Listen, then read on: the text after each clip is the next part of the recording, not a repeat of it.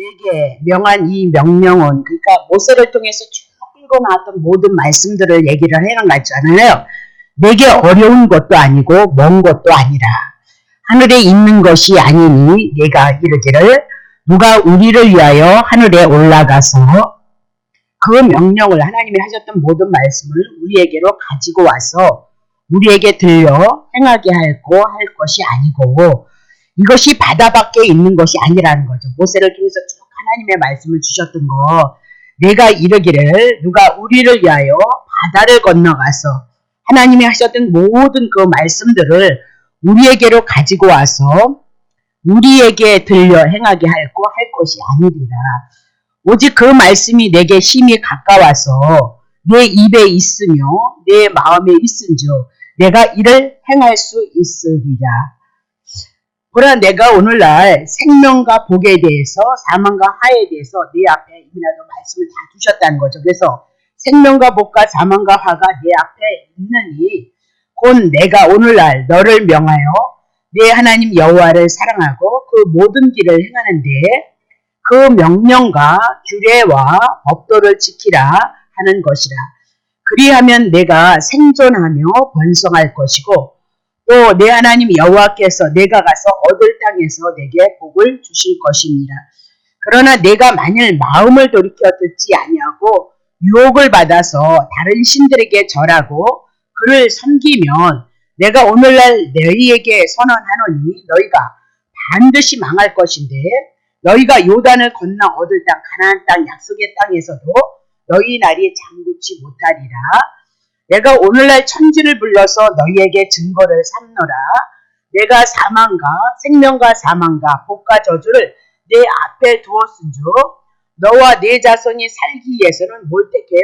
생명을 택하고 내 하나님 여호와를 사랑하고 그 말씀을 순종하여 또 그에게 부종하라. 그는 내 생명이시며 내 장수시니 여호와께서 내 열조 아브람과 이삭과 야곱에게 주리라 맹세하신 땅에 내가 거하리로다. 아멘. 생명과 복, 사망과 화를 우리 앞에 뒀다라는 그런 말씀을 우리 상당히 많이 기도 중에도 우리가 참 많이 해나가는 그런 내용인데 조금 살펴볼 것이 있는데 자, 신명기 30장 11절에 보면 내가 오늘날 이 세대들을 향해서 지금 요단 앞에 모압의 그 언약을 해나가고 있잖아요. 오늘날 내게 명한 이 모든 명령, 그러면 모세를 통하여서 쭉 하나님께서 주셨던 모든 말씀이에요. 그 말씀이 한마디로 얘기하면 규례와 법도다. 율법을 통하여서 율법을 지키지 못함으로 죄인되어졌던 그들이 규례를 줘서 제사법을 통하여 하나님 여호와를 섬기는 거, 그거 얘기하고 있는 거거든요. 그러니까 애굽에서 건져낸 그 6월절 어린 양 잊어버리면 안 된다. 그렇게 해서 많은 사건 속에서 애굽을 다루는 것을 우리가 살펴봤단 말이죠. 그럼 지금도 말씀하고 있는 것은 내가 오늘날 내게 명령한 이 명령이 무엇이냐? 규례와 법도라는 말이죠. 하나님의 모든 말씀을 종합적으로 묶어보면 그래서 신구약의 모든 성경에 누구 한 번 증거한다 그랬죠? 예수 그리스도 한 번 증거한다라고 그렇게 얘기를 했어요. 근데 뭐야? 내게 어려운 것 아니고 먼 곳 있는 것도 아니다라고 그렇게 얘기를 해요. 지금 모세를 통해서 지금 1세대를 통해서 2세대를 통해서 지금 늘 이스라엘 백성은 하나님의 말씀을 듣고 있다. 그렇게 얘기를 하고 있는 거거든요. 자, 12절 보세요. 또 하나님께 모세를 통해서 주셨던 그 모든 말씀이 하늘에 있는 것이 아니다. 그렇게 얘기를 해요. 하나님의 말씀이 하나님의 말씀이네? 어떻게 하나님의 말씀을 들을까? 그렇게 생각하지 말라는 거죠. 내가 이르기를 누가 우리를 위하여 하나님의 말씀이 하늘에 올라가서 그 명령을 우리에게 가지고 옳고 와서 우리에게 들려줄 거 그렇게 할 것이 아니라는 거예요. 핑계대지 말라 그렇게 얘기를 하죠. 자, 13절에도 보세요. 이것이 바다 밖에 또 뭐예요? 하나님의 말씀은 모세를 통해서 주셨던 모든 말씀은 바다 밖에 있는 것이 아니니 내가 이르기를 누가 우리를 위하여 바다를 건너가서 그 명령을 우리에게로 가지고 와서 우리에게 들려 행할 거 할 거 그런 거 아니다라고 그렇게 얘기를 하고 있는 거죠. 자, 그러면 그 말씀을 누가 가서 가져올 필요가 없다라고 그렇게 얘기하면서 어디에 있대요? 14절에 보세요. 오직 그 말씀이 내게 심히 가까웠다는 거예요. 늘 구약에 보면 이스라엘 백성들을 통하여서 하나님은 늘 이스라엘 백성에게 하나님의 말씀을 전했다는 거죠. 그리고 그들이 하루를 살아가면서 제사장들이 뭐 드립니까? 아침과 저녁을 통해서 제사를 통해서 하나님을 섬기는 걸 보여줬어요. 그리고 안식일이 되어지면 안식일을 통해서 제사를 드려서 하나님의 은혜를 감사하는 그 일들을 했다니까요. 그런 모든 것들이 다 누구에 대한 말씀이요? 하나님의 말씀이에요. 이스라엘 백성들에게 늘 끊임없이 절기가 있었던 것도 뭐라고요? 5대 제사를 통해서 하나님 앞에 늘 제를 지을 때마다 제사를 지냈던 것도 뭐라고요? 예, 하나님의 말씀이었다. 그렇게 얘기를 하고 있는 거죠. 그래서 오직 그 말씀이 내게 심히 가까웠다. 늘 여러분 앞에 가까이 있다는 거잖아요. 내 입에 있으며 내 마음에 있은즉 내가 이를 행할 수 있으리라라고 그렇게 얘기하면서 6절을 보니까 지난 시간에 내 하나님 여호와께서 내 마음과 내 자손의 마음에 할례를 베풀 거라는 거예요. 성령님이 내주하심으로 말미암아 그들에게는 그 안에 성령의 내주하심을 통해서 늘 성령의 내주하심을 입은 자들에게는 할례를 베풀기 때문에 마음에 하나님의 말씀이 들어오게끔 되어져 있다는 거예요. 그럼 오늘도 신약에 와서 예수 그리스도에 대한 은혜와 사랑을 아는 자는 우리의 마음속에 누가 담겨져 있어요? 늘 예수가 있어요. 넘어져도 예수가 있고 쓰러져도 예수가 있고 오직 우리의 생사의 주권은 누구에게 있냐면 예수 그리스도에게 있다는 것을 우리가 안다. 그렇게 얘기를 하고 있어요. 그러면서 오늘 14절을 통해서도 오직 그 말씀이 내게 심히 가까워서 내 입에 있으며 내 마음에 있은즉 내가 이를 행할 수 있느니라라고 그렇게 얘기해요. 근데 특별히 12절을 통해서 뭐라 하냐면 하늘에 있는 것 아니다. 그러니까 하늘에서 하나님의 말씀을 가져올 필요가 없다라고 그렇게 얘기하고 있는 것은 지금 모세를 통해서 이스라엘 백성에게 뭐 들려주고 있다고요? 하나님의 말씀을 들려주고 있다. 그렇게 얘기하고 있는 거죠. 그럼 모세를 통해서 이렇게 기록되어졌던 모든 것들은 지금요. 구약 성경에 선지자들을 통하여서 선지서들을 통해서 선지자들을 통해서 하나님의 말씀이 기록되어지게 했던 거잖아요. 신명기까지 누가 기록하셨다고요? 모세를 통해서 하나님의 말씀을 들은 것을 기록했다라고 그렇게 얘기하고 지금 이스라엘 백성에게 하나님의 말씀을 들려주고 있다라고 그렇게 얘기하고 다른 것 없다는 거예요. 모세를 통해서 하나님의 말씀을 들려줬던 그 하나님의 말씀밖에는 다른 말씀이 없다 그 얘기를 하고 있는 거죠. 그렇죠? 다른 말씀 없고 하나님이 기록하기 위해서 우리들에게 주어진 이 말씀만이 하나님의 말씀이다. 그렇게 얘기를 하고 있는 거예요. 자, 그러면 말씀을 신약에 와서는 사도들을 통해서 성령님께서 간밀히 기록하게 하셨고 구약에는 선지자들을 통하여서 하나님께서 성령을 통해서 하나님의 말씀을 기록했다. 중요한 것은 그냥 상징적으로 구약의 역사를 4,000년으로 많은 분들이 얘기를 해나가는데 그 4,000년의 역사 속에 창세기 출애굽기 이르기 이르면서 말라기서까지 한 내용을 통해서 모든 인생은 제 아래에 있다. 그래서 죽어서 심판받을 수밖에 없는데 그때마다 구약에 제사법을 통하여서 짐승이 죽어서 이스라엘 백성들이 하나님의 은혜를 입고 살아가는 것을 통해서 그림자로 모형으로 누구를 증거했죠? 예수 그리스도를 증거했도다라고 그렇게 얘기를 해요. 그러면 이스라엘 백성이 하나님의 말씀을 기록했을 때는 여호와께서 말씀하신 것 앞으로 되어질 일을 향해서 미리 말씀하시고 그 말씀하신 것이 이루어져야 된단 말이죠. 근데 구약의 선지서들을 통해서 하나님의 말씀을 기록했을 때 당장 그 하나님의 말씀이 눈에 띄게 이루어지지 않더라는 거죠. 예를 들어서도 노아 홍수에 대한 그 사건들이 있었을 때 6장의 심판이 있을 것을 향하여서 말씀하면서 결국은 11장인가요? 9장인가 10장에 가서 뭐가 나오죠? 홍수 심판이 있는 것을 말씀하고 그게 여호와예요. 미리 말씀하시고 그 말씀이 그대로 이루심으로 그분이 하나님이신 것을 증거하고 이스라엘 백성들이 아브라함의 자손 후손들이 400년 애굽에 내려가서 결국은 노예 생활하고 건너올 것을 올려질 것을 말씀하더니 그 말씀이 그대로 이루어지더란 말이에요. 그러니까 구약의 선지자들은 하나님의 말씀을 기록했을 때 그 당시 당장 나타나지 않는다는 거죠. 그래서 구약에 있었던 많은 선지자들은 핍박을 받았어요. 왜? 막 저주를 선포하고 그들에게 화를 선포해 나가니까 누가 그 선지자들을 좋아할 수 있겠느냐 그렇게 얘기를 하고 있는 거죠. 그래서 핍박을 받고 곤란을 받았다라고 그렇게 얘기하고 박해를 받았어요. 근데 그 말씀이 결국은 훗날에 자손들을 통해서 그 말씀이 역사 속에서 그대로 이루어지는 거죠. 그래서 그 역사 속에 그대로 이루어졌기 때문에 그 말씀이 이스라엘 백성을 통해서 오늘도 그 말씀이 보존되어져서 우리에게까지 왔다 그 얘기를 하고 있어요. 만약에 그 말씀이 이스라엘 역사 속에 실질적인 사건이 그대로 이루어지지 않았다면 이 성경이 하나님의 말씀으로 이스라엘 백성 유대인들이 붙잡을 이유가 없단 말이에요. 그래서 뭐랄까, 우상들은 여호와 하나님께서 미리 말씀하시고 말씀을 당신이 이루시는 그 성취의 사건이 구약 성경을 통해서 예수 그리스도의 사건을 통해서 그대로 이루어졌거든요. 근데 우상들은 그걸 못하는 거예요. 앞으로 무엇이 있을 것이다, 어떻게 되어질 것이다. 우상들이 선포하는, 우상을 섬겼던 거짓 선지자들이 선포했던 모든 말씀은 다 꽝으로더라고요. 분명히 지 아래에 있기 때문에 심판이 받는다고 선포하니까 에레미야 선지자를 어디에요? 땅에다 가둬버리는 그런 사건이 있었단 말이에요.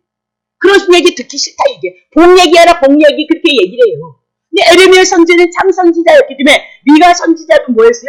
그대로 이스라엘 백성을 향해서 저주가 있다는 얘기를 가감없이 선포해서 고난을 당했다, 그렇게 얘기를 해요. 근데 그것이 실질적으로 바벨론의 70년의 포로 생활에 이어져서 처절하게 고통을 당했던 그 사건이 이스라엘 백성 속에서, 역사 속에서 일어났기 때문에 지금도 구약의 말씀이 오늘 우리를 향해서 그대로 보존이 되어지고 있다는 거 여러분이 기억하셔야죠. 저는 거기까지는 공부 못했지만 구약 성경에 오늘날도 마소라라 하는 그런 성경이 있어요. 히브리어 원어로 되어져 있는데 그것이 보존이 되어지고 번역하면서 조금씩 틀려지는 그런 부분들이 있었을지라도 예수 그리스도를 증거하는 그 구원에 대한 말씀은 변함이 없고 충분히 우리에게 구원의 말씀이 되어진다, 그렇게 얘기를 하고 있어요. 그래서 킹 제임스 성경이라는 그 성경이 많은 것을 우리들에게 은혜를 끼치는 것은 사실이에요. 그 킹 제임스 성경이라고 해서 번역이 되어져 여러분들이 사볼 수 있는 여유가 되시면 한번 보시면 너무너무 좋죠. 저도 샀는데 거기까지는 그거를 잡을 수 있는 시간이 없었어요. 공부를 해나가 보니까 그것까지는. 근데 언젠가는 한번 시간이 되어지면, 늙어서 목회를 못한다면 내가 그 성경은 한번 붙잡고 한번 다시 하나님의 은혜를 입어버리라, 그렇게는 지금 생각하고 있는데 지금은 거기까지 손댈 수 있는 여유가 없더란 말이죠. 그래서 기억해 두셨다가 킹 제임스 성경이라는 책이 많이 나와 있어요. 조금 크게 나와 있으면 해석하는 부분에 있어서도 얼마나 은혜스러운지 몰라요. 오히려 한국 성경이 지금 다시 새로 번역이 되어져서 부드러워진 것 같아도 거기에는 이르지 못해요. 킹 제임스 성경이 상당히 은혜스럽다는 거 여러분이 기억하시고, 어쨌든 히브리 원어로 일서 보존이 되어지고 결국 우리에게까지 이 하나님의 말씀이 우리들에게 들려지게 되어졌고, 신약 성경은 사도들이 손으로 기록되어졌지만 결국은 성령님께서 사도들을 통해서 성경을 기록하게 하심으로 말미암아 이 하나님의 말씀이 우리 손에 들려지게 되어졌다, 그렇게 얘기를 하고 있는 거죠. 다시 중요한 것은 모세를 통해서 이스라엘 백성에게 들려졌던 그 모든 말씀만이 하나님의 말씀이다, 그 얘기를 하고 있어요. 다른 건 하나님의 말씀이 아니다. 그럼 우리들이 은사를 통해서 기도 응답을, 그건 여러분 개개인에게 주시는 하나님의 은혜인 거예요. 은혜 받았다는 그 차원에서 여러분이 소유할 거지, 그것이 우리 모두가 객관적으로 그것이 하나님의 말씀인 것처럼 선포할 수는 없다는 거예요. 아셨죠? 자, 그러면 13절에도 그렇게 얘기를 해요. 이것이 바다밖에 있는 것이 아니라라고 그렇게 얘기하는 것은 하나님의 말씀은 어떤 특정인들을 향해서 하나님의 말씀이 주어진 건 아니라 특정한 사람에게 하나님의 소유물을 특별히 받은 것처럼 그렇게 생각하면 안 된다, 그렇게 얘기하고, 성경은 오늘 모세를 통하여서 이스라엘 백성들에게 늘 선포되어졌던 그건 그림자예요. 하나님의 백성, 하나님의 자녀들에게 뭐예요? 하나님의 말씀에 들려주고 하나님의 말씀에 가까이 있을 것을 이미 나도 그림자로 우리들에게 예언을 했다, 그렇게 얘기를 해요. 자, 중요한 것은 하나님께서는 두 가지의 길을 통해서 하나님을 계시하지 않았다는 것. 오직 한 가지, 예수 그리스도를 통해서, 성경을 통해서만 하나님을 우리들에게 계시를 했기 때문에 오늘 우리는 기록된 성경 하나님의 말씀을 통하여서 우리가 하나님을 만나야 된다, 그렇게 얘기를 하고 있는 거예요. 그래서 어떤 분들이, 오늘도 어떤 분이 저한테 전화가 왔어요. 그래서 그렇게 그러고 어쩌고 저쩌고 그렇게 하는데, 물론 개인에게 주는 은혜지만 그것이 진리라고는 할 수 없다는 거죠. 뭐 예수님이 가까이 글쎄요, 가까이 왔던 건 성경서부터 가까이 했죠. 그건 그분에게 준 개인의 은혜니까 그냥 그분이 소장하고 있으면 돼요. 그리고 기도하면 된다니까요. 그것이 하나님의 말씀인 것처럼 교회에다 선포해달라, 그렇게 할 근본이 아니라니까요, 여러분. 그런 분들이 왜 그러냐? 성경에 무지하기 때문에 그렇단 말이에요. 성경에 대해서 잘 알지 못하니까 자기 안에 있는 것 가지고 그것이 진리인 것처럼 생명인 것. 아니, 예수님이 내일 오시면 어때요, 우리? 이미 여러분 속에서 구원의 반열에 섰으니까 뭐 걱정할 일이에요. 신령한 몸 입고 훌훌 이렇게 날아갈 것만 준비하고 계시면 되는 거지. 걱정할 근본이 아니란 말이죠. 그렇죠? 자, 그럼 요한복음 14장 6절.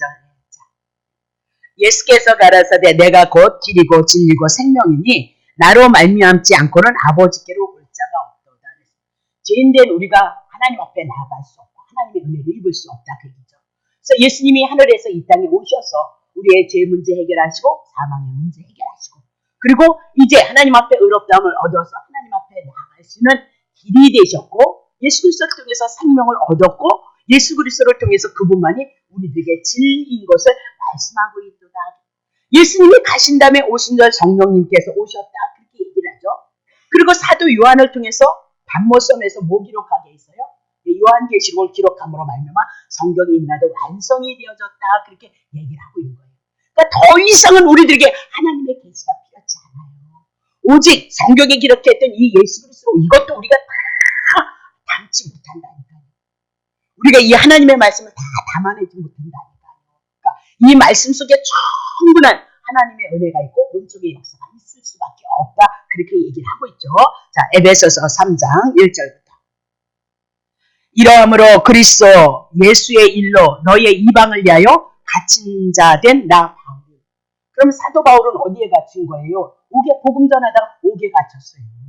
그걸 영광스럽게 생각했다니까요. 근데 여러분들은 어떻게 예수 그리스도를 향해서 믿다가 조금 어렵고 힘들면 뭐가 잘못된 것처럼 여러분 그렇게 생각을 하냐고요. 육이고 땅이니까 반드시 우리는 하나님 앞에 온전히 살아내지 못하고 하나님의 뜻과 하나님의 섭리와 하나님의 경륜이 있기 때문에 광야 40년의 여정 속에 우리가 살아가고 있다는 사실을 놓치시면 안 된다니까. 사도 바울은 이적과 기적을 일으켰는데도 어디 갇혔다고요? 옥에 갇혔다는 거예요. 옥에. 그리고 우리가 생각하는 예수 믿는 건 우리는 뭐냐면 무슨 일이 있으면 뭐가 뭐 큰 잘못이나 뭐가 뭐 그런 것처럼 우리가 그렇게 그리고 또 우리들의 삶 속에 우리 연약함이 있잖아요. 훈련시킬 부분들이 있잖아요. 그렇다면 우리들 삶 속에 아픔도 있는 거고 슬픔도 있는 거죠. 그렇지 않아요? 그럼 뭐 어쩌다 아픔이 오고 어쩌다 어려움이 오면 그럼 여러분은 예수 믿는 건 절대 아프지도 말아야 되고 절대 힘들지도 말아야 되고 절대 만성도 여러분들이 왜 아파하고 그런 소리를 하냐면 여러분들이 믿는 예수는 어떻게 생각하는 거예요? 교회를 믿으니까 예수를 믿으니까 절대 아플 줄 안 알고 아플 줄 모르고 그걸 목적으로 삼고 여러분이 예수를 믿는다는 거잖아요. 네? 그러면 성경에서 말씀하는 예수 믿는 거하고 여러분이 갖고 있는 믿음의 그 세계가 똑같아요? 다르잖아요. 돈이 어렵게 되어지면 그러면 또 여러분들 그러면 여러분들이 돈에 어려움이 없게 하기 위해서 여러분이 예수를 믿는 거예요? 네? 그런 거 아니잖아요. 있을 수 있다니까요. 훈련이고 연단이고 우리를 성장시키는 과정이라는 걸 여러분 기억하셔야 돼요. 그런 중에도 우리 아픔 중에 고난 중에도 기꺼이 그리스도의 은혜를 바라보고 소망하시는 믿음을요. 대단한 믿음이라니까요. 그런 믿음이 어려움 환난 가운데서 예수를 믿어내는 사람들이 정말 대단하신 분이라니까. 다시 보세요. 자, 옥에 갇힌 거예요. 옥에 갇혔단 말이죠. 조금만 오면 그냥 넘어지네. 그리고 뭐 부인한다고요? 예수 그리스도를 부인해 나가고 있잖아요. 자, 2절 봅시다. 2절. 너희를 위하여 내게 주신 하나님의 은혜의 경륜을 너희가 들었다. 사도 바울을 통해서 창세전에 에베소서 1장 창세전에 택하셨던 모든 일들을 향하여 창세기서부터 이렇게 나오는 그 과정을 누구요? 사도 바울이 신약 성경을 통해서 구약을 누구로 풀었어요? 예수 그리스도를 풀어서 비밀과 경륜 가운데 예정 가운데 섭리 가운데 있는 모든 사실을 너네들이 들은 것 아니냐 그렇게 얘기를 하고 있어요. 사도 바울은 그거 전했다는 거예요. 자, 그러면 3절 곧 계시로 내게 비밀을 알게 하신 것은 계시가 누구예요? 구약 성경에 가려졌던 것 이제 신약에 와서 밝히 드러냈다라고 그렇게 있고 내게 비밀을 알게 하신 것 구약 성경이 곧 예수 그리스도를 보내신다는 언약이라는 것을 사도 바울이 알았다 그렇게 얘기하고 내가 이미 대강 너네들에게 그 모든 말씀을 기록했다라고 그렇게 얘기를 하잖아요. 그죠? 자, 4절 이것을 읽으면 신약 성경 사도 바울이 기록했던 서신서 12편의 신서를 통해서 보면 누구를 안다고요? 그리스도의 비밀을 내가 깨달은 것을 너희가 알 수 있으리라. 그리스도의 비밀을 사도 바울이 깨달았던 것도 어떻게 해요? 이제 그걸 신약 성경을 통해서 풀었으니까 너네들도 알 수 있을 것이다 라고 그렇게 얘기를 해요. 자, 5절 보세요. 이제 그의 거룩한 사도들과 신약 성경과 선지자들에게 구약 성경을 썼던 선지자들에게 성령으로 나타내신 것 같이 그럼 사도들에게도 하나님이 창세기서부터 기록했던 모든 말씀이 하나님의 경륜 가운데 있는 모든 것들도 12 사도들과 구약의 선지자들에게 뭘로요? 성령으로 나타내신 거라는 거예요. 성령님께서 기록하게 하셨다. 그렇게 얘기하죠. 그래서 다른 세대의 사람의 아들들에게 알게 하지 않았도다. 그리고 다른 세대는 누구예요? 구약시대의 사람들은 그림자로 모형으로 예수 그리스도를 환히 보지 못했다. 그렇게 얘기하면서 사람의 아들들에게는 알게 하죠. 그러면 사람의 아들이 있으면 그럼 누가 있어요? 하나님의 아들들이 있다는 걸 기억하세요. 그러니까 이 비밀은 누구만 알 수 있느냐? 하나님의 아들들만 알 수 있는 거예요. 하나님의 택자만 예수 그리스도에 대한 그 복음의 비밀을 알 수 있다라고 그렇게 얘기를 해요. 6절 보세요. 이는 이방인들이 복음으로 말미암아 그리스도 예수 안에서 함께 후사가 되고 함께 지체가 되고 함께 약속한 자가 됨이니라. 구약 성경서부터 하나님의 경륜 가운데 비밀 가운데 있었던 모든 말씀은 한마디로 얘기하면 뭐라고요? 복음인 것을 우리들에게 얘기하고 있어요. 복음에 대한 말씀이었다 그랬어요. 그래서 이방인들도 하나님의 후사가 되어주고 하나님 나라에 참여돼요. 그 얘기는 결국은 죄인이 어디에 들어올까요? 하나님의 나라에 들어올 것을 이미라도 구약 성경이 쭉 기록했다라고 그렇게 얘기를 하고 있는 거예요. 자, 그러면 신명기 30장 14절 더 볼게요. 자, 오직 그 말씀이 내게 심히 가까워 내 입에 있으며 내 마음이 있은즉 이제는 내가 이를 행할 수 있으리라라고 그렇게 얘기를 해요. 그럼 우리가 조금 구약 성경을 읽을 때 이제는 여러분이 눈이 뜨셔서 그 말씀이 내게 심히 있도다라고 그렇게 얘기했을 때 하나님의 말씀대로 이렇게 광활하게 우리가 들려지잖아요. 그렇죠? 뭔 말씀 많은 내용을 담고 있단 말이죠. 그럼 그 말씀은 그럼 우리가 그 말씀을 어떻게 담겠냔 말입니다.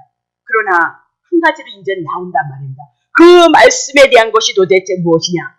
구약 성경을 수건으로 벗기면 로마서 10장 8절.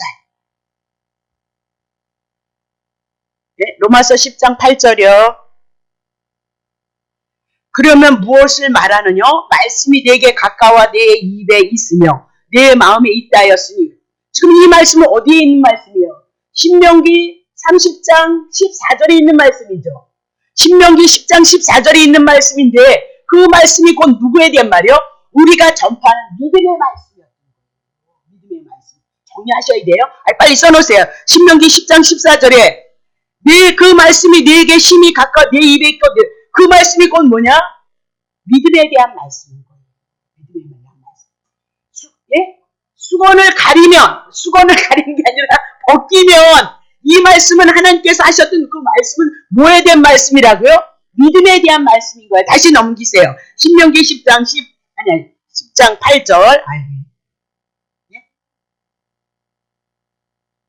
예, 30장 14절. 예, 제가 잘 알아. 혀가 꼬인다니까요. 자, 로마서 10장. 자, 뭐래요? 그 말씀은 곧 누구에 대한 내용이에요? 믿음에 대한 말씀. 그럼 이스라엘 백성 구약 성경에 누구 하나 증거했어요? 예수 그리스도 오실 것을 보내주신다. 그 약속이거든요. 그러니까 믿음의 말씀은 곧 누구에 대한 얘기예요? 예수 그리스도에 대한 얘기다. 그렇게 얘기를 하는 거죠. 그러니까 구약의 성도들도 그 믿음의 말씀이 나중에 봅시다. 9절 봅시다. 9절. 자, 보세요. 믿음의 말씀이 뭔가 보세요. 내가 만일 내 입으로 예수를 주로 시인하며 또 하나님께서 그를 죽은 자 가운데서 살리신 것을 내 마음에 믿으면 뭐예요? 신명기에서도 말씀하신 것은 율법에 대한 옛 언약에 대한 얘기가 아니고 믿음에 대한 얘기, 구약의 그림자를 모형으로 믿음에 대한 얘기, 복음에 대한 얘기, 예수 그리스도 한 분을 통해서 구원을 얻는 얘기라는 것을 우리들에게 말씀하고 있는 거예요. 자, 그러면 다시 그 말씀이 구약 성경을 그대로 풀면 어떻게 나오나 보세요. 신명기 30장 16절. 곧 내가 오늘날 너를 명하여 네 하나님 여호와를 사랑하고 그 모든 길로 행하면서 그 명령과 규례와 법도를 지키라는 거예요. 그럼 우리는 하나님께서 하셨던 그 명령이 뭘로 떨어진다 그랬어요? 규례와 법도로 떨어진 거예요. 법도는 쉽게 얘기하면 뭘까요? 십계명 돌판에 있었던 율법, 옛 언약에 대한 얘기고 규례는 뭔가요? 짐승의 제사, 5대 제사를 뭘로 풀었어요? 규례로 풀었다. 그렇게 얘기를 하고 있는 거죠. 그죠? 그리고 이스라엘 백성이 하나님께서 명령하셨던 십계명을 통해서 그대로 다 못 살아내잖아요. 못 살아내면 그들은 저주를 받아야 된단 말이죠. 근데 하나님께서 그들의 죄를 용서해 줄 것을 창세기서부터 하나님이 보여줬잖아요. 선악과 따먹었던 그들을 향하여서 하나님이 어떻게 은혜를 베풀었는지 말이죠. 그죠? 자, 그러면 모든 길을 향하며 명령과 규례와 법도를 지키라. 그리하면 어떻게 한대요? 내가 생존하고 내가 번성할 것이고 내 하나님 여호와께서 네게 가서 얻을 땅에서 내게 복을 주실 것이다 라고 그렇게 얘기하고 있어요. 신약에 와서 동일해요. 율법이란 하나님과 나와의 언약의 관계를 맺어주는 약속이었던 거예요. 근데 약속을 지키지 못하면 저주를 받는 우리에게 율법만 끝난 것이 아니고 25장을 통해서 뭐 줬어요? 성막 예수 그리스도 복음을 줬다는 거 놓치시면 안 된다 그렇게 얘기를 했죠. 그래서 모든 성경이 반드시 그리스도로 돌아와야 예수 그리스도 한 분을 통해서 우리가 만 가지 은혜를 잊고 살아간다는 사실을 우리가 깨달을 수 있다 그렇게 얘기해요. 그러면서 우리들에게 뭐 한대요? 생존할 때 번성할 것이고 생존할 것이고 번성할 것이고 하나님께서 땅에서 뭐 하신대요? 복을 주실 것을 우리들에게 말씀하고 있다 그렇게 얘기하고 있는 거죠. 자, 그러면 결국은 신명기 10장 30장 14절을 통해서 쭉 내려오는 하나님의 말씀은 뭐에 대한 얘기예요? 의문에 대한 것을 수건으로 거두면 복음에 대한 얘기가 나오고 예수 그리스도에 대한 얘기가 나오고 있다는 사실을 놓치시면 안 된다. 그 얘기를 하고 있는 거죠. 자, 그러면 다시 볼게요. 갈라디아서 2장 21절. 내가 하나님의 은혜를 피하지 아니하노니 사도 바울이 율법의 대명사였잖아요. 근데 그가 복음을 통해서 예수를 만난 거잖아요. 만일 의롭게 되는 것이 율법으로 말미암아서 그리스도께서 왜 죽었느냐. 율법을 지켜서 하나님 앞에 의롭다함을 얻어서 가나안 땅에 들어가서 복을 받을 것 같다면 예수님이 왜 죽었느냐 그렇게 얘기를 하고 있잖아요. 왜 이스라엘 백성이 날마다 제사를 드려야 되느냐 그렇게 얘기하고 있잖아요. 안식일날 왜 하나님 앞에 안식일날 가서 제사를 드려야 되느냐. 그때 제사는 뭐예요? 예배했던 거예요. 기억하셔야죠. 그렇죠? 매 절기를 왜 그렇게 지켜야 되냐. 여호와께서 그들을 행하신 그 은혜를 바라보고 소망할 수 있도록 그들에게 은혜를 베푸신 은혜가 뭐예요? 제사법이잖아요. 예수 그리스도에 대한 이야기다. 그렇게 얘기를 하고 있는 거죠.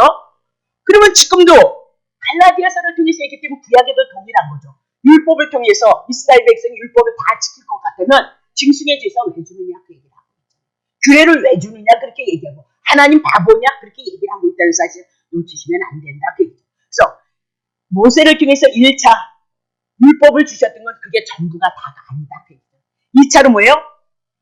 모세를 통해서 주셨던 옛 언약은 1차지만 2차로 뭘 약속하셨어요? 새 언약을 약속하셨다는 거 여러분 놓치시면 안 된다. 그렇게 얘기를 하고 있는 거죠. 로마서 2장 28절 보세요. 대저 표면적 유대인이 아니고 표면적으로 육신의 할례가 아니라는 거예요. 겉으로 드러났다고 해서 하나님이 이스라엘 백성 선민으로 삼았다고 해서 그들이 하나님의 선민이 아니라는 거예요. 그건 표면적으로 드러나서 표면적으로 보여주고자 하는 하나님의 뜻과 의도가 있었을 뿐이다. 많은 사람들이 볼 수 있도록 이스라엘 백성을 선택해서 이스라엘 백성을 통해서 뭐 보여준 거예요? 여호와가 누구인지를 보여주고 있다. 이스라엘 백성이 넘어지고 쓰러질지라도 우상 숭배했을 때도 다른 여인을 취하고 이방의 우상을 취했을지라도 그들에게 다시 제사함이 있고 하나님의 은혜를 입는 규례와 법도가 있었던 걸 기억해야 된다. 자, 그러면 29절 볼게요. 오직 이면진 유대인이 속으로 거듭나야 될 것을 말씀하고 있잖아요. 할례는 어디다 한다고요? 몸에다 하는 것이 아니고 뭐 해야 한다고요?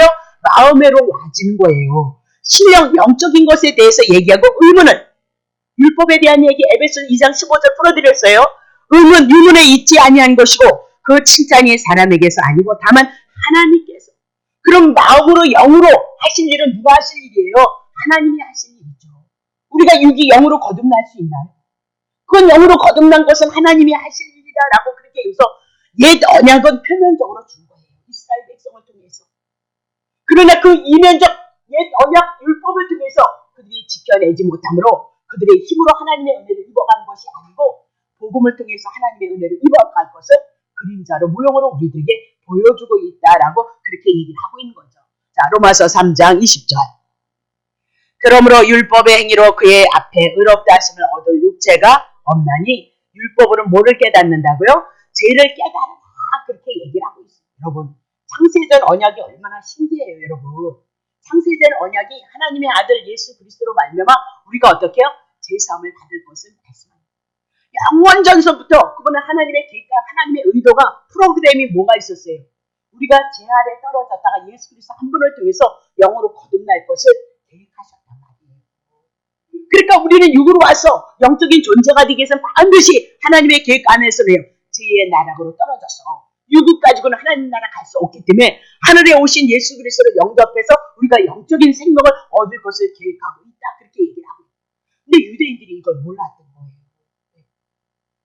그래서 언제든지 열심히 주님의 자기의 율법을 지켜나가고 있는데 그들을 향해서 율법이 아닌 복음 예수 그리스도 한 번 통해서 은혜를 입는다니까 그들은 그들의 자존심에 기각을 당하는 거죠. 그러니까 화를 내는 거예요. 승질을 내고 있단 말입니다. 여러분도 마찬가지예요. 여러분의 자존심을 건드리면 여러분 어떻게 해요? 내가 여러분의 자존심을 건드리면 여러분 밤에 가서 어떻게 할 거예요? 쨍피해서 목사님 그래가지고 맨날 며칠을 어떻게 해요? 잠 못 주무신다니까. 우린 그런 존재. 왜? 창세기서부터 선악과를 따먹었기 때문에 하나님과 같이 올라가고 싶은 마음이 누구나 있어요. 이거 없는 사람은 죽은 사람이기 때문에 없는 거예요. 부부의 관계 속에서도 있고요. 자녀들의 관계 속에서도 있고요. 물질의 관계 속에서도 우리가 자존심이 상하고요. 하여튼 5만 가지가 다 자존심 상하는 일이 우리들에게 있다니까요. 은혜 긍휼? 그건 그게 좋을 때 얘기지. 자, 다시 볼게요. 자, 그러면 율법을 지켜서 구원을 얻는 것이 쉬운 일이 아니다. 그렇게 얘기를 하고 있어요. 그래서 구약서부터 율법으로 말미암아 하나님 앞에 의롭다함을 얻는 사람은 한 사람도 없었다. 그렇게 얘기를 하죠. 자, 로마서 8장 3절. 8장 3절이요. 자, 율법이 육신으로 말미암아 연약해서 할 수 없어요. 그래서 그것을 하나님은 하시는데 곧 죄를 인하여 자기의 아들을 육신을 입고 그래서 육신의 죄를 우리들에게 다 육신의 모양을 오셔서 그것을 담당하기 위해서 누구를 보내셨느냐? 그러니까 율법을 지켜서 하나님 앞에 의롭다함을 얻을 수 없기 때문에 불가능하기 때문에 하나님께서 자기 아들을 이 땅에 보내셔서 율법을 지키게 하셨고 그렇죠? 죄 문제 해결하게 하셨고 3일 만에 부활하셔서 의롭게 하신 분이 누구시라고요? 예수 그리스도입니다. 그러니까 이 복음이 우리에게 생명이 되어져서 은혜가 되고 감사가 되고 우리가 24시간을 살고 한 8시간을 잔다 해도 그 많은 시간을 향해서 우리가 얼마만큼 예수를 사랑할 것 같아요, 여러분. 몸부림치고 몸부림을 쳐도 잊어버리고 삶을 살아가다 보면 우리가 잊어버릴 때가 너무 많잖아요. 그리고 또 원치 않는 삶을 우리가 살아갈 때가 우리 마음속에서도 많이 있잖아요. 그럴 때마다 복음을 통해서 제사함을 받고 예수 그리스도 한 분을 통해서 은혜를 입어가고 있다는 사실을 놓치시면 안 된다. 그 얘기입니다. 자, 그러면 군대로 가서 자 15절 보세요. 보라 내가 오늘날 생명과 복과 사망과 화를 네 앞에 두었으니까 너가 생명과 복을 선택하라는 그런 뜻이 아니에요. 분명히 하나님의 말씀이 14절 복음에 대한 말씀이 있다는 거죠. 그럼 그 복음에 대한 말씀을 가지고 무엇을 선택할 것이냐. 이스라엘 백성과 유대인들아 그렇게 얘기를 하고 있어요. 너희들 율법 옛 언약 붙잡을 것이냐 아니면 하나님의 말씀하신 복음의 말씀을 붙잡을 것이냐. 쉽게 얘기하면 하나님께서 16절에 말씀하셨던 명령과 규례와 법도에 대한 말씀을 붙잡고 여호와를 기억하고 여호와를 사랑하고 여호와를 경외할 것이냐 그렇게 말씀하고 있는 거죠. 그럼 여러분이 생명과 복 받기를 원하는데 여러분 죄 안 져요? 아니 생명과 복 받기를 원하는데 왜 죄를 짓는 거야? 아니 죄를 안 졌다 해도 마음 안에서 벌써 정죄가 일어나고 판단이 일어나고 막 그러잖아요. 마음 안에서부터 여러분이 그러면 여러분 복 못 받는다는 거잖아요. 그래서 성경을 문자로 보면 반드시 우리의 영혼은 죽게끔 되어져 있는 거예요. 여기서 얼마나 중요해요. 생명과 복과 사망과 화를 내 앞에 두었다 그렇게 얘기해요. 그걸 선택하라 그렇게 얘기하잖아요. 생명과 복과 사망과 화는 뭐에 대한 얘기냐? 16절의 말씀과 같이 다시 16절 칩니다. 곧 내가 오늘날 너를 명하여 네 하나님 여호와를 사랑하고 그 모든 길을 행하는데 그 명령과 규례와 법도를 지키라 하는 것이라. 그리하면 이렇게 복을 받을 것. 그러면 결국은 생명과 화와 보호 이 모든 것은 뭐에 대한 얘기예요? 옛 언약이 아닌 복음에 대한 예수 그리스도의 복음에 대한 내용을 그림자로 모형으로 우리들에게 말씀하면서 뭐래요? 규례와 법도와 명령을 향하여서 말씀하고 있다. 그렇게 보셔야 되는 거죠. 자, 그러면 14절 다시 한번 해볼게요. 자, 14절 쳐보세요. 자, 오직 그 말씀이 내게 심히 가까워서 그렇게 얘기하면서 말씀이 어디요? 내 입에 있으며 내 마음에 있은즉 그렇게 얘기하고 있어요. 그러면 말씀이 마음에 있는 이 진리는 결국 성경이 우리들에게 말씀하고 있는 진리다. 말씀이 어디에 있어야 된다고? 그래서 쉽게 한마디로 얘기하면 복음의 말씀이 우리 안에 늘 있으면 너무너무 좋은 거죠. 또 여러분들이 좋아하는 하나님의 말씀, 그 생명과 같은 그 말씀이 여러분 안에 기절기절이 있으면 더더욱 좋고요. 저는 요새 그냥 한마디를 얘기를 하자면 요새 하나님 앞에 꽂힌 말씀이 뭐냐면 마태복음 17장 17장을 통해서 예수밖에는 아무것도 보이지 않더라. 그 말씀이 저에게 꽂혔던 거죠. 구름 속으로 베드로에게 보여졌던 하나님의 형상이 이제 변형이 되어졌던 그 사건을 통해서 우리들에게 얘기를 하고 있거든요. 그러니까 베드로가 뭘 얘기해요? 주를 위하여 모세를 위하여 엘리야를 조막을 짓겠다라고 그렇게 얘기가 싹 걷어버리더란 말이죠. 그리고 오직 한 분 누가 나타났죠? 예수 그리스도가 나타났다. 그래서 제가 요새 꽂힌 말씀이 뭐냐면 제자들이 눈을 들고 보면 오직 예수 외에는 아무것도 보이지 않았더라. 그러면서 예수님이 하시는 그 말씀은 곧 누구만 봐야 된다고요? 예수만 보여야 된다. 그렇게 얘기하고 있는 거예요. 너무너무 중요한 것 같아요. 저한테는. 오직 예수 외에는 누가요? 아무것도 보이지 않다. 우린 그렇지 않게 그렇게 살아갈 수도 없지만 그래도 우리의 마음속에 우리의 심정 속에서는 시시때때로 연약함과 부족함과 아픔과 슬픔이 올 때는 누구만 보여줘야 돼요? 예수만 보여줘야죠. 그분이 소망이 되어줘야죠. 그리고 그것이 우리의 믿음이 되어져서 예수 그리스도가 우리 안에서 그 말씀을 통해서 구원을 이뤄가시고 치료를 이뤄가시는 그 은혜가 여러분에게 있으시기를 축복합니다. 예, 정말 그래야 돼요. 우리는 그렇게 몸부림쳐도 그렇게 안 되잖아요.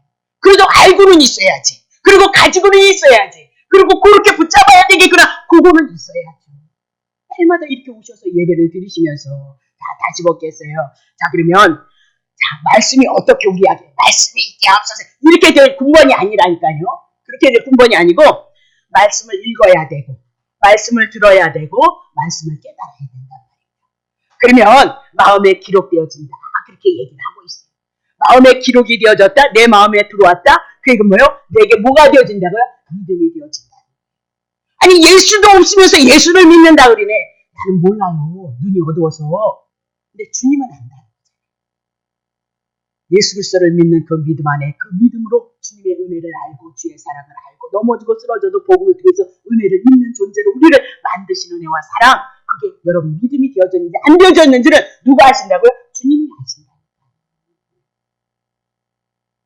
간증 체험 너무 좋죠. 근데 그건 다가 아니에요. 여러분 신앙생활 해보지만 처음에는 얼마나 간증거리가 우리 많아요. 막 부모로도 막 그냥 누구 말 맞다니 저 목사님이 예수 이름으로 했더니 뭐 기도가 났다는 예수 이름 그러니까 믿음이 없는 사람 뭐예요? 네, 그런 일들은 일어나요. 왜? 체험을 주는 거죠. 체험. 성경을 보면 너무 재밌는 얘기가 많아요. 이스라엘 백성이 애굽에서 노동은 했지만 먹고 마시기 살기에는 좋았단 말입니다. 애굽에 뭐 고기도 있었지, 과일도 있었지, 참외도 있었지, 뭐 부추도 있었지, 마늘도 있었지, 살만했다 그렇게 얘기를 하고 세상의 정욕으로 살기에는 좋았다 그 얘기입니다. 어느 날 모세가 나타나는 거죠. 그래서 그들을 구원해 준다는 거잖아요. 그렇죠? 그래서 구원해 주는데 9가지 이적과 기적이 나타나고 있었잖아요. 어머, 저 9가지 이적과 기적을 보면요, 이스라엘 백성은 모세를 쫓아가면 뭐예요? 어떡한다는 거예요? 팔짝 피는 줄 알았어요. 왜? 애굽에는 재앙이 있어도 고센 땅에는 뭐가 없었어요? 재앙이 없잖아요. 그러니까 모세를 통해서 그들을 출애굽시켜서 이스라엘 백성이고 이스라엘 백성이 아닌 자도 그분이 여호와 하나님이라고 쫓아나왔거든요. 근데 딱 이적과 기적을 통해서 많은 이적을 보이고 어디로 끌고 내요? 광야로 딱 갖다 끌어들이네. 그리고 앞뒤로 해서 구름에 딱 막아버리네. 옴짝 달싹도 못하게 하는 것이 왜? 이스라엘 백성 광야 생활 마찬가지예요.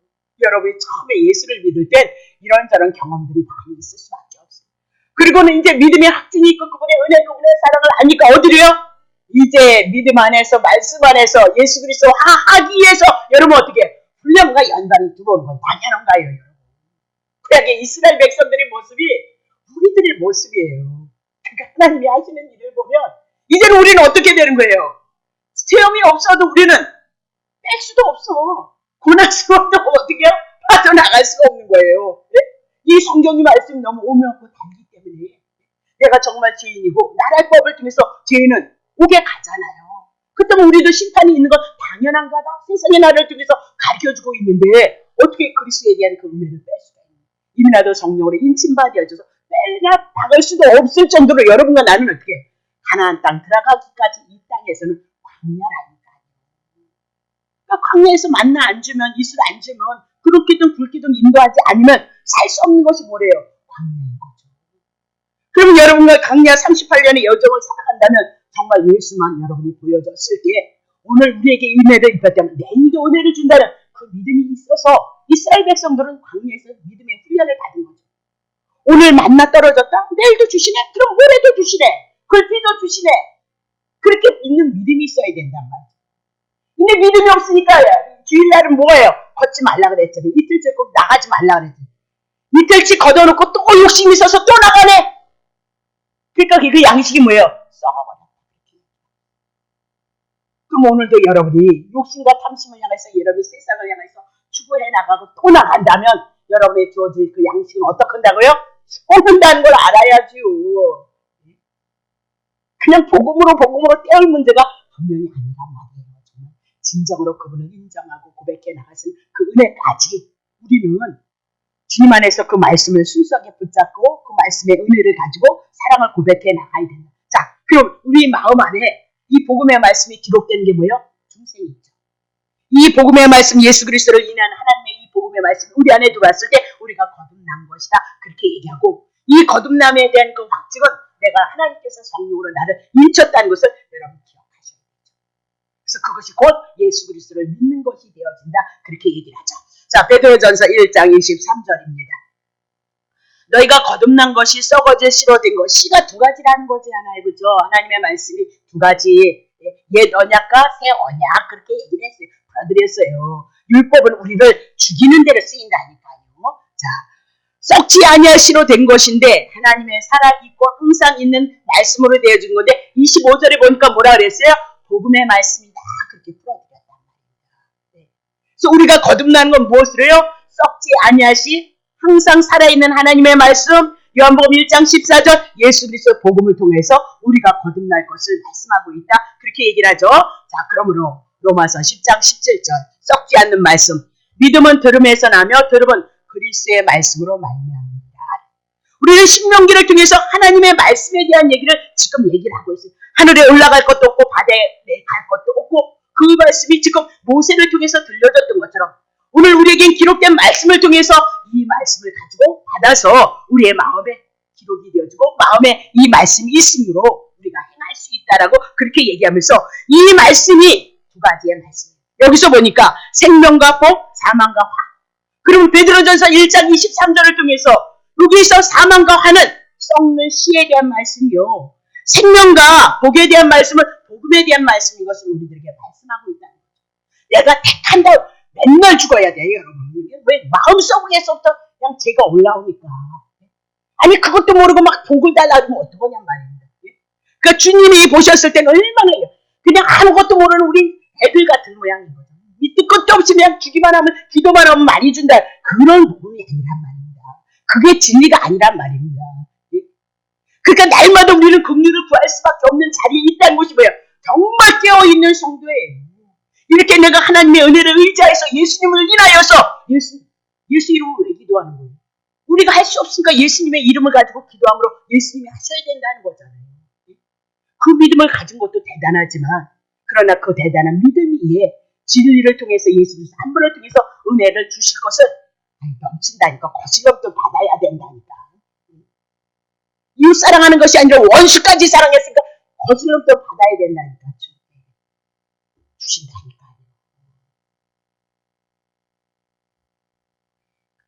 자, 그러면 결국은 말씀을 마음에 두라는 것은 신명기를 통해서 명령과 규례와 법도를 가지고 여호와 하나님을 사랑했던 것. 오늘 신약에 와서도 동일하죠. 예수 그리스도의 이 복음을 통해서 하나님의 은혜와 하나님의 사랑을 가지고 오늘 우리들에게 명하는 선이 무엇이며 악이 무엇인지 우리 너무나도 잘 알고 있단 말입니다.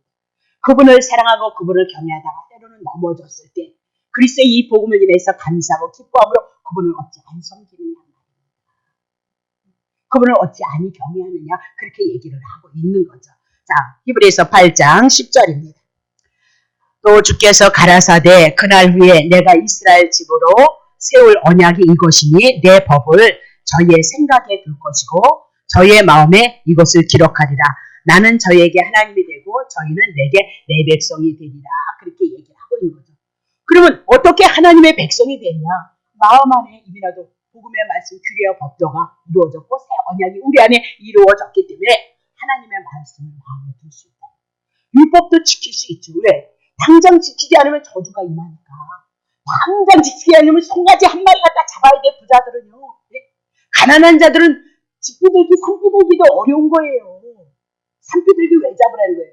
집에 집비들기도 가지고 있지 않으면 뭐 한다는 거예요? 산에 가서 산비들기라도 잡아. 산에 가서 산비들기 잡으려면 얼마나 수고를 많이 해야 돼. 공짜가 어디 있어요, 공짜가. 네? 제사하면 공짜가 없다는 것을 우리들에게 말씀하고 집비들기도 없는 자는 어디 가서 잡아오래요?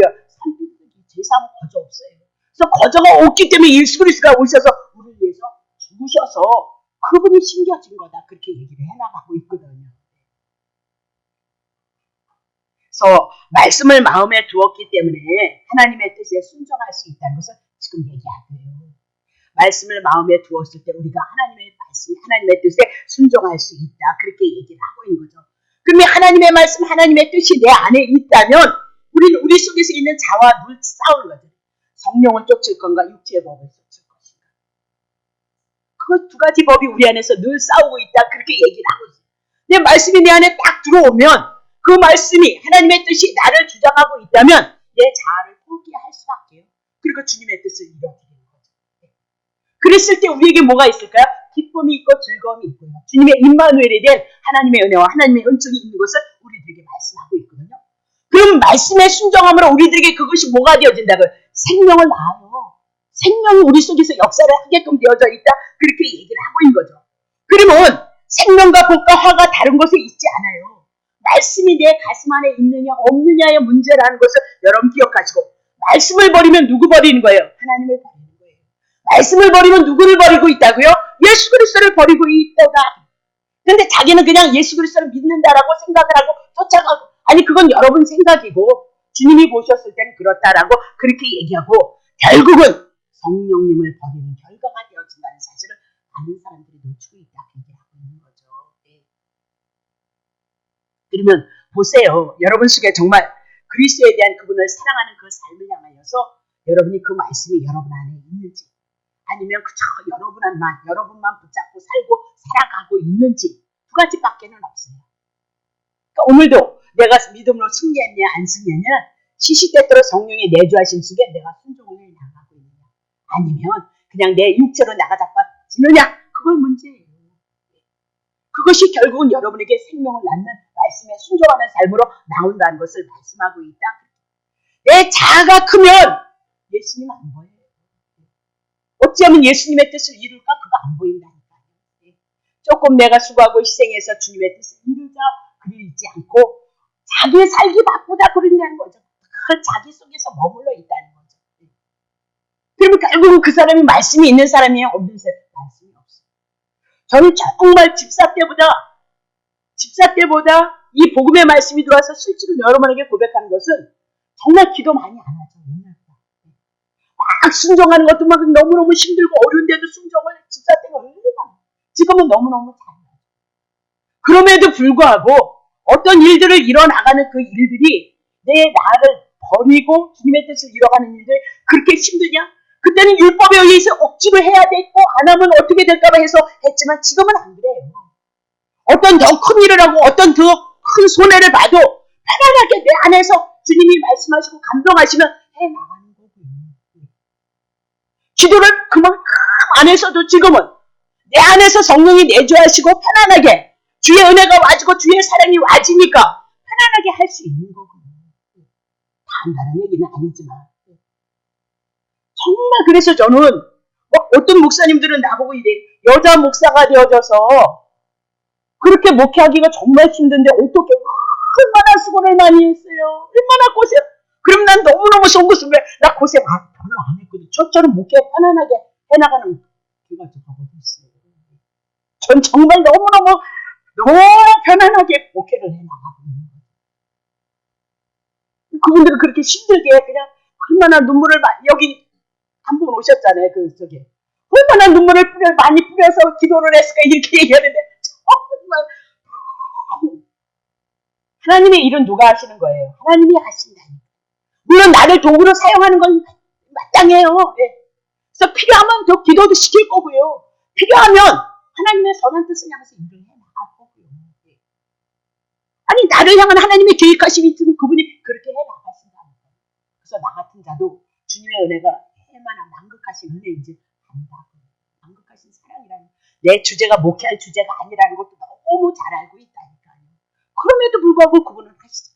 어떤 분들은 지금도 막 40일을 쳐내고 산을 올라다니고 막 그런 분들이 얼마나 많아요. 그렇게 목숨을 바쳐서 주님이 일하기를 원하는데도 불구하고 목회길이 열려지질 않아요. 얼마나 기도를 많이 하는데도 불구하고 2번 접었어요. 근데 또 다시 목회한다고? 나보다 2살 많으신데 목회하신다고? 또 준비하고 있다고 그러더라고요. 물론 또 그렇게 어떻게 하시는지 난 모르죠. 더 잘 하게 하시는지 나는 모르는데 하나님의 계획하심, 하나님의 뜻은 반드시 하게 하시고 일을 이루심으로 오직 그분이 일하심을 보여지게 하셔서 주님을 어떻게 해요? 높인다는 사실을 놓치시면 그걸 어디서 얻었냐? 성경에서 구약 성경에서 제가 얻고 터득한 거예요. 자 그러면 다시 한번 정리할게요. 자 19절 볼게요. 19절 이제 다 했습니다. 자, 보세요. 내가 오늘날 천지 하늘과 땅을 불러서 너희들에게 증거를 상고했다는 거예요. 그래서 천지가 하늘과 땅이 하나님의 증인이 되어줄 거예요. 그 얘기는 뭐예요? 반드시 하나님은 이루실 거라는 거예요. 여호와는 반드시 이룰 건데 내가 생명과 사망과 복과 저주를 네 앞에 두었다. 이스라엘 백성들에게. 너와 네 자손이 살기 위해서 뭘 택하래요? 생명을 택하라. 그럼 이렇게 그러면 아니 마음속에서부터 짓는 죄를 인하여서 그 죄를 어떡할 거냐. 마태복음 5장서부터 우리를 찔러 대잖아요. 그죠? 마음속부터 가늠하는 것도 뭐라고요? 가늠이야. 형제 미워하는 것도 살인죄야. 그렇게 얘기를 하고 있거든요. 그럼 마음으로부터 올라오는 것을 가지고 우리가 뭐 하라고요? 생명을 타고 미워하지. 아유 남편도 미워하는 방법에 뭘 누구를 안 미워해? 안 찔러서 안 미워하는 것뿐이라고. 그럼 여기서 생명을 택하는 건 뭘 택이야? 명령과 규례와 법도를 택하는 거예요. 그렇게 이스라엘 백성들에 의해서 메시아 언약을 그들에게 그렇게 줬어요. 근데 메시아가 왔는데도 메시아를 대적하는 이스라엘 백성들의 모습을 보라. 그렇다면 믿는 것조차도 하나님의 선물이지 우리의 자랑이 아니라는 것을 다시 말씀드립니다. 사도행전을 통해서 보면 영생을 주기로 작정된 자는 다 누구를 믿어요? 예수를 믿는 거예요. 그러면 영생 주기로 작정되지 않은 자는 절대 예수 못 믿어요. 예수. 복 받다가 가면 그거나 복이나 줄까 하나 싶어서 믿을는지 모르지만 절대 예수 못 믿어요. 그러면 영생 주기로 작정된 자만 믿는다는 것은 결국은 믿음이란 하나님이 일하셔야 하나님 앞에 구원도 이루는 것이고 하나님의 은혜도 있는 거고 하나님의 치료도 있는 거지 우리 인간의 행위로 있지 않다 그렇게 얘기를 하고 있잖아요. 10명의 문둥병자 중에 다 병은 나았어요. 그러나 구원 얻은 자는 한 사람뿐인 것을 성경이 우리들에게 증거하고 있다는 사실을 놓치시면 안 된다니까요. 이 밤에 피곤하지만 이번에 이곳에 여러분이 온 것이 하나님의 간섭하시고 주장하십니다. 그 얘기를 하고 있는 거죠. 네, 다시 볼게요. 자, 그럼 20절 보세요. 네 하나님 여호와를 사랑하고 그죠? 그 말씀에 순종하며 또 그에게 부종하라. 온전히 그에게 이렇게 집중하라. 그 얘기죠. 그는 내 생명이시고 내 장수시니 여호와께서 내 열조 아브람과 이삭과 야곱에게 주리라 맹세하신 땅에 어떻게 내가 들어가리라. 그러면 그들이 가나안 땅 들어가서 생명을 얻기 위해서는 반드시 명령과 규례와 법도를 통해서 하나님을 경외하는 법을 놓치시면 안 된다. 그렇게 얘기하고 있는 거죠. 그것이 뭘로 와요? 하나님의 말씀으로 그들 안에 들어와야 돼요. 신약으로 오면 이 복음의 말씀이 그리스도를 통하여서 우리에게 주시던 이 복음의 말씀을 인하여서 누구를 사랑하라고요? 주님을 사랑하셔야 돼요. 주님을 경외하셔야 돼요. 그리고 넘어지고 쓰러질지라도 이 복음을 통해서 주님의 은혜가 있을 것을 기대하고 소망하는 자가 성도이고 믿음이 있는 자인 것을 믿으시길 예수님을 축복합니다. 예수 믿는 건 그런 거라는 거예요. 그래서 결국은 구약의 이스라엘 백성들의 역사를 보니까 실패했잖아요. 그렇죠? 규례와 법도도 지키지 않았어요. 우상숭배했어요. 신약에 오면 우상숭배 따른 거 아니죠? 세상을 향하여 간음하는 자들이요. 뭐 제일 쉽게 우리가 간음하는 건 뭘까요? 돈이에요. 돈. 돈이 세상의 힘이고 능력이기 때문에 여러분 뭘 쫓아갈까요? 돈. 두 번째 건강이죠. 건강. 건강이 있기 때문에 이건 생각지도 않아. 그만 건 생각하지도 않고 뭐가 부족하죠? 우리들이 쓰게? 네, money가 부족한 거예요. 그래서 그것이 우상 숭배가 되어지고 그렇다고 여러분 마음대로 되어지는 거 아니에요. 내려놓으시고 최선을 다해서 주님이 주신 은혜 가운데 생명을 누리고 살아가고 있다는 거. 복음을 통해서 우리도 언제든지 넘어지고 쓰러질 수밖에 없는 존재인데도 예수님 한 분 통해서 우리들에게 생명, 하나님의 은혜 편입해준다는 그 믿음을 가지고 그것을 조금 더 초월해서 예수님의 은혜를 누리시는 그 축복이 여러분에게 있으시길 예수님을 축복합니다. 기도합시다.